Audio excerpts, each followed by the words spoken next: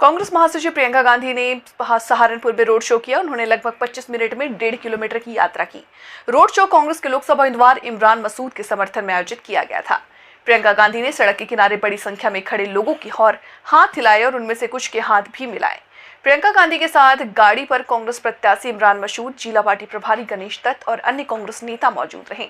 इस दौरान कांग्रेस की राष्ट्रीय महासचिव प्रियंका गांधी ने कहा कि मैं हर जगह यही कह रही हूँ कि ये चुनाव जनता का होना चाहिए, जनता के मुद्दों पर होना चाहिए। मोदी जी और बीजेपी के नेता बेरोजगारी, महंगाई, किसानों, महिलाओं की बात नहीं कर रहे। जो असली समस्याएं कि महिलाओं किसानों की है उनके बारे में बात ही नहीं हो रही। बात इधर उधर की ध्यान भटकाने की हो रही है। उन्होंने आगे कहा कि जो सत्ता में बैठे हैं वो माता शक्ति और सत्य के उपासक नहीं हैं, सत्ता के उपासक हैं। वो सत्ता के लिए किसी भी हद तक गिर जाएंगे, सत्ता के लिए सरकारें गिरा देंगे, विधायकों को खरीदेंगे, अमीरों को देश की संपत्ति दे देंगे। भगवान श्री राम सत्ता के लिए नहीं सत्य के लिए लड़े, इसलिए हम उनकी पूजा करते हैं।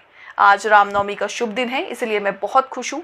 वाल्मीकि रामायण में लिखा है कि जब भगवान राम युद्ध भूमि में उतरे थे तो देखा कि माता की शक्तियां रावण के पास थी, जिसके बाद उन्होंने 9 दिनों तक माता की आराधना की और 108 नील कमल मां के चरणों में अर्पण किए।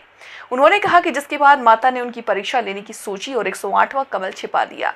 भगवान राम के पास श्रद्धा की शक्ति थी। उन्हें याद आया कि उनकी माँ उन्हें बचपन में राजीव लोचन कहती थी। ये बात आते ही भगवान राम अपने नयन निकालने की जा रहे थे। तभी माता ने उन्हें रोकते हुए कहा कि तुम्हारी श्रद्धा से प्रसन्न हुई, मेरी शक्ति तुम्हारे साथ है। हम भगवान राम को इसलिए पूजते हैं क्योंकि उन्होंने सच्ची श्रद्धा के साथ ये लड़ाई लड़ी और जनता को सर्वोपरि रखा। जनता पर अन्याय करने वाली भाजपा की विदाई तय है। रावण रथी विरथ रघुवीरा, इसका मतलब है रथ रावण के पास था, भगवान राम के पास नहीं था। सत्ता रावण के पास थी, भगवान राम के पास नहीं थी। सोने के महल में रावण रहते थे, भगवान राम वनवास में थे।